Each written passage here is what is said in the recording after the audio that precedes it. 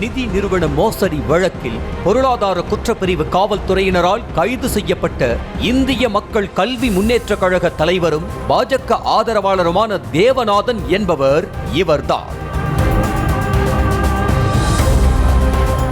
சென்னை மயிலாப்பூர் தெற்கு மாட வீதியில் தி மயிலாப்பூர் இந்து சாசுவத நிதி லிட் என்ற பெயரில் செயல்பட்டு வரும் இந்த நிதி நிறுவனத்தின் தலைவர் மற்றும் நிர்வாக இயக்குநராக இருந்து வருபவர் தேவநாதன்.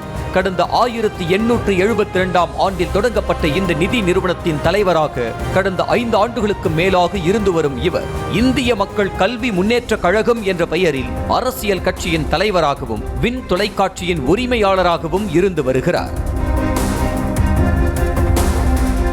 150 ஆண்டுகள் கடந்த பாரம்பரியமிக்க இந்த நிதி நிறுவனத்தில் முதலீடு செய்யப்படும் பணத்திற்கு 10 முதல் 11% வட்டி தருவதாக கூறப்பட்டதை அடுத்து மத்திய மாநில அரசு ஊழியர்கள், ஓய்வூதியதாரர்கள் என சுமார் 5000த்திற்கும் மேற்பட்டோர் முதலீடு செய்துள்ளனர். மேலும் இங்கு வருடாந்திர சீட்டும் பிடிக்கப்படுகிறது. அந்த வகையில் தி மயிலாப்பூர் இந்து சாசுவத நிதி லிட் நிதி நிறுவனத்தில் சுமார் 525 கோடி ரூபாய் அளவுக்கு பொதுமக்கள் முதலீடு செய்திருப்பதாக கூறப்படுகிறது. இந்த நிதி நிறுவனத்தில் முதிர்ச்சியடைந்த முதலீடுகளுக்கு கடந்த 6 மாதமாக முதிர்வு தொகை வழங்கப்படவில்லை என குற்றச்சாட்டு எழுந்தது. மேலும் மாதந்தோறும் முதலீட்டாளர்களுக்கு வழங்கப்பட வேண்டிய வட்டி தொகையும் முறையாக கொடுக்கப்படவில்லை என்ற புகாரும் கூறப்பட்டது. சென்னை மயிலாப்பூரை தலைமையிடமாக கொண்டு செயல்பட்டு வரும் இந்த நிதி நிறுவனத்தின் கிளைகளில் ஒன்று மூடப்பட்டதால் முதலீட்டாளர்கள் அதிர்ச்சி அடைந்தனர். இதை அடுத்து முதலீட்டை திரும்பப் பெறும் நடவடிக்கையில் முதலீட்டாளர்கள் ஈடுபட்ட நிலையில் அவர்களுக்கு செட்டில்மென்ட்டாக வழங்கப்பட்ட காசோலைகளும் வங்கியில் பணம் இல்லாமல் திரும்பி வந்தன.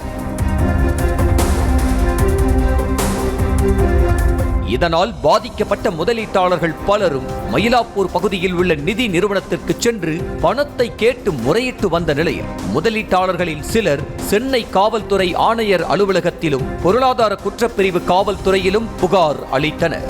முதலீட்டாளர்களின் புகார் மீது வழக்கு பதிவு செய்து விசாரணை நடத்திய பொருளாதார குற்றப்பிரிவு போலீசார் திருச்சியில் வைத்து தேவநாதனை கைது செய்தனர்.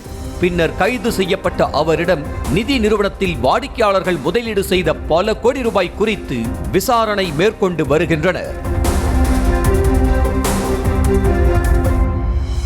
முதற்கட்டமாக சுமார் 150 முதலீட்டாளர்கள் புகார் கொடுத்துள்ள நிலையில் அவர்களிடமிருந்து முதலீடாக பெற்ற 50 கோடி ரூபாயை திருப்பி தராதது விசாரணையில் தெரிய வந்துள்ளது. தி மயிலாப்பூர் இந்து சாசுவத நிதி லிட் நிறுவனத்தில் 5000த்திற்கும் மேற்பட்டோர் முதலீடு செய்துள்ள நிலையில் 525 கோடி ரூபாய் அளவுக்கு மாயமானதாக கூறப்படுகிறது. கைதான தேவநாதன் நடந்து முடிந்த நாடாளுமன்ற தேர்தலில் பாஜக சார்பில் சிவகங்கை மாவட்டத்தில் போட்டியிட்டு தோல்வி அடைந்தவர் என்பது குறிப்பிடத்தக்கது. செய்திகளை உடனுக்குடனும் துல்லியமாகவும் தெரிந்து கொள்ள சப்ஸ்கிரைப் பண்ணுங்க.